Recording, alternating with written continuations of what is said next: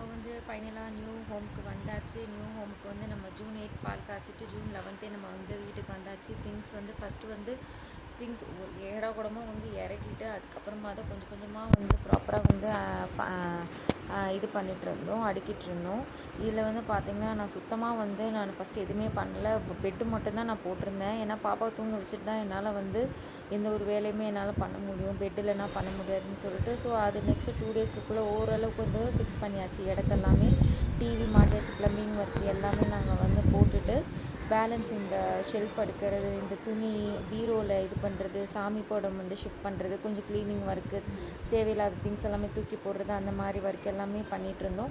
இனிமேல் பீரோவில் வந்து இன்னும் கொஞ்சம் திங்ஸ் உள்ளே போகணும். ஷெல்ஃபில் கொஞ்சம் துணி எல்லாமே அடுக்கணும். நார்மலாகவே துணி வந்து அடுக்கிறதுக்குனாலே மடித்து வைக்கணும்னா நமக்கு கடுப்பாக இருக்கும். மூட்டை மூட்டையாக இருக்குதா, இன்னும் ஒரு 3 மூட்டை அந்த மாதிரி இருக்குது. அதை வந்து கொஞ்சம் இது பண்ணணும். அது இல்லாமல் ப்ராப்பராக வீடை கொஞ்சம் அழகாக அலைன் பண்ணணும். பண்ணிவிட்டு உங்களுக்கு அது ஒரு வீடியோவாக நான் உங்களுக்கு போடுறேன்.